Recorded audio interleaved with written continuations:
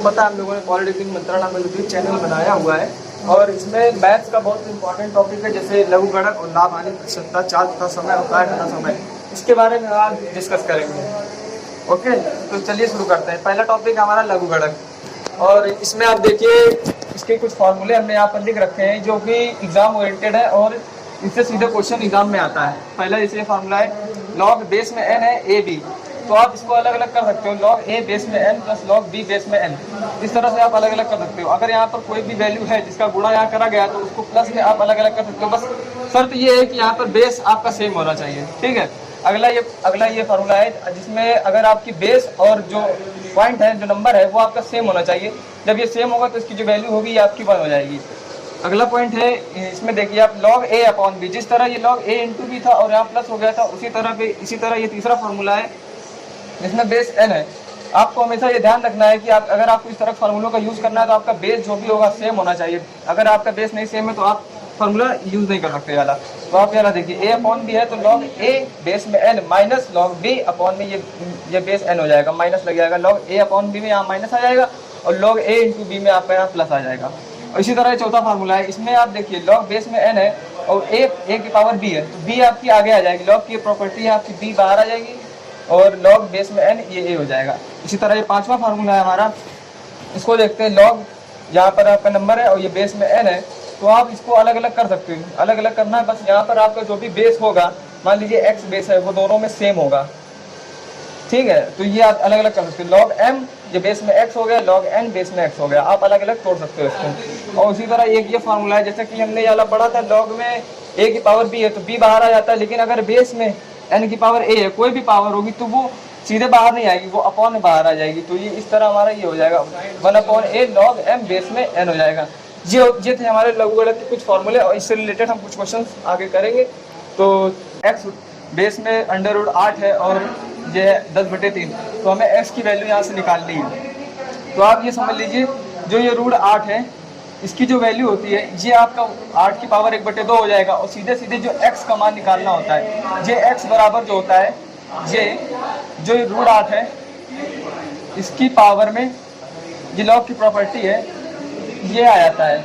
आप इसको समझ लीजिए पहले, और अब आपको यहाँ पे इसको तोड़ना है, किस तरह तोड़ेंगे ये समझिए। ठीक है, तो इसको हम लिख सकते हैं 8 की पावर 1/2, ओके, और यहाँ पे 10/3 है पहले से। ठीक है, अब इसको हम इस तरह तोड़ सकते हैं, 8 को लिख सकते हैं 2 की पावर 3, तो हम यहाँ पे लिख सकते हैं 2 की पावर 3 और पहले से यहाँ पर ये लिखा हुआ है, इसको आप हल करिए। अब ये 3 से 3 यहाँ कट जाएगा और ये 2 से ये कट जाएगा, तो जिससे आपका 2 की पावर 5 हो जाएगा आपका 2 गुणे 2 गुणे, आप इसको सॉल्व करिए, 2 दूनी 4 दूनी 8 दूनी 16 दूनी 32, आपका आंसर आ जाएगा 32, ये आपका आंसर आ जाएगा। ठीक है, अब ये अगला क्वेश्चन आप देखिए, ये भी अब यहाँ पर भी ये एक अलग प्रॉपर्टी थी, ये बहुत इंपॉर्टेंट है जो अक्सर हम लोग भूल जाते हैं। और ये वाली प्रॉपर्टी आप इजीली लगा सकते हैं, लेकिन ये वाली प्रॉपर्टी में हम लोग अक्सर कंफ्यूज होते हैं कि कहाँ पर पावर लगानी है और कहाँ पर बेस हमें लिखना है। और ये वाला बहुत इजी सवाल है, इसको देखते हैं। अच्छा, ये यहाँ पर लिखा हुआ है लॉग बेस 2a बराबर 4 माइनस लॉग बेस 2 4, तो इसको हम इधर ले आते हैं, इसको लिख सकते हैं लॉग बेस में 2a, ये इधर लाएंगे प्लस का हो जाएगा लॉग बेस में 2 और ये 4 बराबर ये 4 हो जाएगा और ये log m plus log n हो जाएगा। तो हमने यहाँ पर बताया था log m plus log n कहाँ गया, log m plus log n, इसको आप log mn लिख सकते हैं आराम से। ये log m plus log n है, log mn कर दीजिए आप, ये हो जाएगा log बेस में 2 और ये हो जाएगा 4a बराबर हो जाएगा log 4। ठीक, अब यहाँ पर हमने प्रॉपर्टी बताई थी, यहाँ पर ये वाली प्रॉपर्टी, इसी तरह आप इसको भी कर सकते हैं। तो 4a बराबर हो जाएगा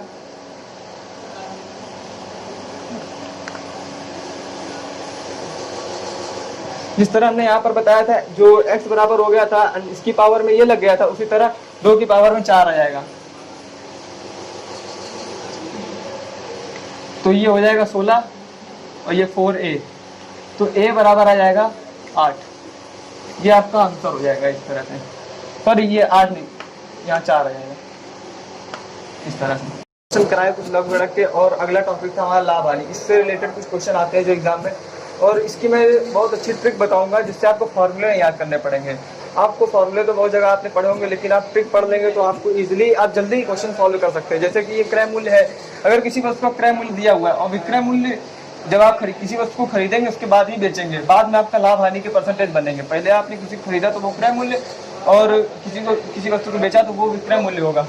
ठीक है, मान लीजिए अगर किसी वस्तु का क्रय मूल्य 500 रुपये है और आपने विक्रय मूल्य 550 है, लाभ या हानि ज्ञात करनी है। तो पहले तो आप ये समझ लीजिए यहाँ पर लाभ ही होगा, क्योंकि जितने में खरीदी और 550 ज़्यादा है, हमने कम में खरीदी और ज़्यादा में बेची, तो इसका मतलब केवल लाभ होगा। ठीक है, और अगर आपको लाभ निकालना है तो इसका एक सिंपल सा फार्मूला होगा। पहले आप इसे माइनस कर दीजिए, 550 माइनस 500 बटे में जितने में आपने खरीदा। यहाँ पे ये याद रखना, आपने जितने में खरीदा वो आपको यहाँ पे रखना होगा। आप 550 नहीं रखेंगे तो आपका यहाँ आ जाएगा 50 बटे 500।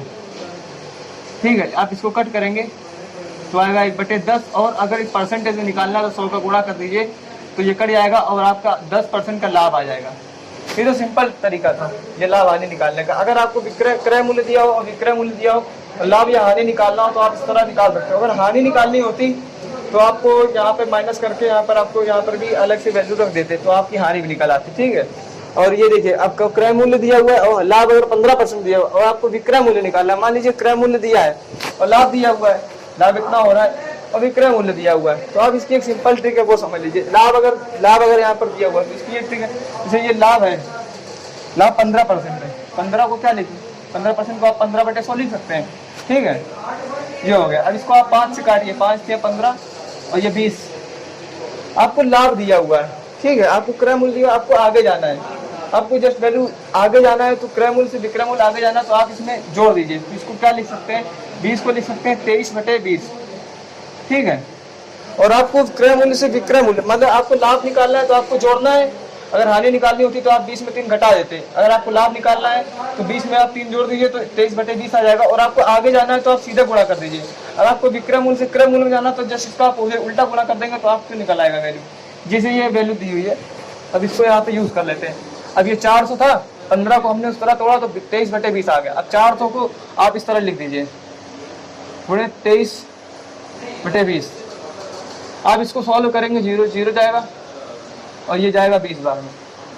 आप इसको करेंगे तो 23 दूनी 46, आपका सीधे सीधे आंसर आ जाएगा। ये इस तरह से आप निकाल सकते हैं, ये है सिंपल ट्रिक। इसी तरह ये अगर आपको ये विक्रय मूल्य दिया हुआ और 250 रुपये है, आपको विक्रय मूल्य दिया, आपको पीछे जाना है। अगर आपको पीछे जाना है और हानि भी दी हुई 10% की हानि हुई, मान लीजिए, इसका मतलब ये है कि जो भी क्रय मूल्य होगा आपका कम होगा, पर क्रय मूल्य ज्यादा होगा क्योंकि आपको हानि हो रही है, आपने इसका मतलब कम पर बेचा होगा, इसलिए आपको 10% की हानि हो रही है। तो 10% को हानि, इसको किस तरह तोड़ना ये देखिए। 10% को हम लिख सकते हैं 10/100, इसको लिखेंगे 1/10, और इसमें आपको हानि हो रही ना तो आप इसको माइनस कर दीजिए, तो इसको लिख देंगे 9/10। ठीक है, 9/10 लिख देंगे, और आपको उल्टा जाना है, आपको विक्रय मूल्य दिया वो क्रय मूल्य निकालना है, तो आप इसका उल्टा गुणा कर दीजिए। 250 है, यहाँ पे आप इसको अप्लाई कर दीजिए, 250 लिखा है, आपको 9/10 नहीं गुणा करना है। यहाँ पर आपने 23/20 करा था, यहाँ पे आपको 9/10 नहीं, आपको 10/9 करना पड़ेगा। आपको यहाँ 10 के लिए 9 कर दीजिए। इसको आप जब सॉल्व कर लेंगे तो आपकी वैल्यू यहाँ पे निकल आएगी। इस तरह से आप ये ट्रिक अप्लाई। तो दोस्तों देखिए, अभी अगला टॉपिक है हमारा कार्य तथा समय, और ये है हमारा 1% का क्वेश्चन है, इसको मैं बताऊंगा। अभी पहले कार्य तथा समय पे आते हैं। क्वेश्चन क्या है ये देखते हैं। ए किसी कार्य को 10 दिन में करता है और बी उस कार्य को 20 दिन में करता है, तो दोनों मिलकर उस कार्य को कितने दिन में करेंगे, ये निकालना है हमें। तो इसकी एक सिंपल सा ट्रिक है। ए अगर किसी कार्य को 10 दिन में करता है और बी उस कार्य को 20 दिन में करता है, तो सबसे पहले हम इसका काम निकालते हैं, इसने कितने दिन में, इसका काम क्या है।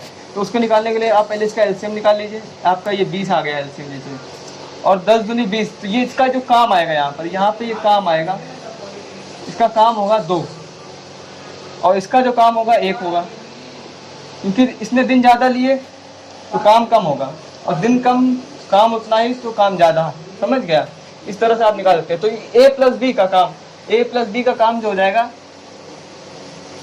ये काम है 3, ए का काम 2 है, बी का काम इतना है, तो ए प्लस बी का काम 3 हो जाएगा। और हमें दिन निकालने हैं। तो दिन निकालने हैं तो आपका ये टोटल जो भी 20 है इसी से आप भाग कर दीजिए। आपको दिन निकालने हैं तो ये 20/a+b का काम, तो इससे आप दिन निकाल सकते हैं। ठीक है, ये आपका आंसर हो जाएगा। और अगला क्वेश्चन है ये है हमारा एवरेज, ये परसेंटेज से। परसेंटेज में देखिए आप क्या कह रहा है क्वेश्चन। मोहित के वेतन में 10% की कमी कर दी गई और इस कम किए गए वेतन में 10% की वृद्धि कर देने पर मोहित को कितने प्रतिशत का लाभ अथवा हानि हुई। मान लेते हैं, अच्छा इसमें लेट कर लेते हैं।